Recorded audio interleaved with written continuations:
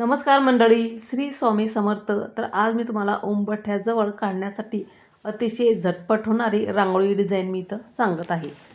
आधी आपल्याला डबीच्याच मदतीने हाफ सर्कल करून वरच्या साईडनं थोडंसं गोल सर्कलमध्ये अशी ही डिझाईन आपल्याला तयार करून घ्यायची आहे.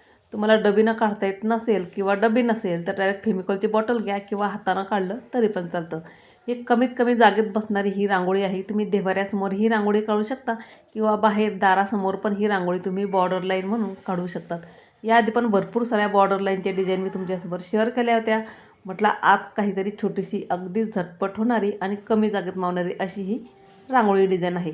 आता जे आपण गोल हाफ सर्कलमध्ये डिझाईन तयार केली वरची, त्याच्याच खालच्या साईडनं आपल्याला 5 तुरे तयार करून घ्यायचे आहेत.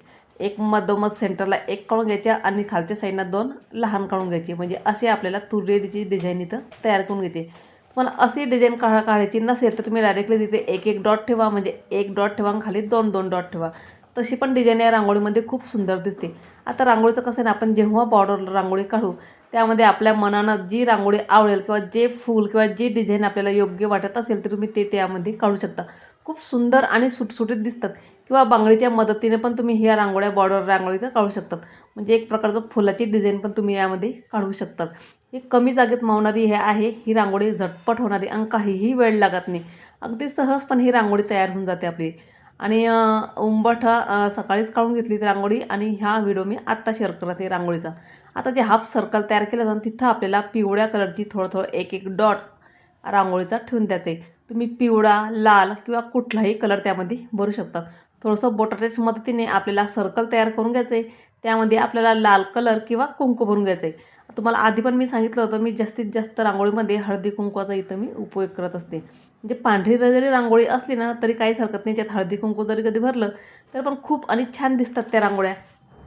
म्हणून मी प्रत्येक रांगोळीमध्ये माझं हळदी कुंकू हे असते.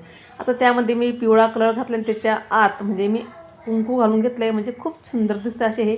आणि वर मला जागा कमी आहे म्हणून मी खालच्या साईडनं मुद्दाम जास्त नाही घेतली. खालपर्यंत जर रांगोळी आली असती ना माझी तर मुलं जेव्हा आत बाहेर करतात ना ते पुसले जाते. म्हणून मी ज्याला वरच थोडी रांगोळी घेतली म्हणजे डॉट ठेवायला थोडीशी अडचण होते. पण काहीच हरकत नाही कारण की मुद्दाम थोडं वरच घेतली रांगोळी ही. आपल्याला 3 डॉट आपल्याला ठेवून द्यायचे आहेत. आणि अशा पद्धतीची पण एक रांगोळी डिझाईन आपली इथं तयार होते. प्रत्येक हाफ सर्कलच्या वर आपल्याला 3 डॉट ठेवायचे आणि काळीच्याच मदतीने माचीसची काळी घेतलेली आहेत मी किंवा पेन्सिल घ्या किंवा पेन काहीही घ्या. त्याच्याच मदतीने आपल्याला वरच्या टोकापासून तर खालपर्यंत हे रेष ओढून घ्यायची. अशी एक तुऱ्याची डिझाईन आपल्याला तयार करून घ्यायची. ह्या रांगोळ्या काढायला अगदी सोप्या असतात आणि दिसायला खूपच सुंदर असतात. तुम्ही पांढरी जरी काढली त्यात फक्त हळदी कुंकू जरी टाकली ना तरीही रांगोळ्या खूप सुंदर दिसतात. तर अशा पद्धतीनं प्रत्येक 3 तुरी आपल्याला तयार करून घ्यायचे आहेत आणि अगदी सहजपणे आपली रांगोळी इथं तयार झाली आहेत बोलता. काहीही वेळ लागला नाही. उंबरठ्यावर पण रांगोळी काढून झाली म्हणजे आधीच काढलेली होती सकाळी आणि नंतर ही दारासमोर म्हणजे उंबरठ्याजवळ काढलेली. तर तुम्हाला माझ्या रांगोळ्या आवडत असतील तर एक लाईक नक्की करा आणि कोणत्या भागातून बघता मला ते नक्कीच कमेंट करून सांगत जा. तर आजची रांगोळी तुम्हाला कशी वाटली मला नक्कीच कमेंट करून सांगा. व्हिडिओ आवडला असेल तर एक लाईक नक्की करा. आणि चला तर भेटूया पुढच्या नवीन व्हिडिओमध्ये. तोपर्यंत लाईक करा, शेअर करा, सबस्क्राईब करा. धन्यवाद सगळ्यांना. श्री स्वामी समर्थ.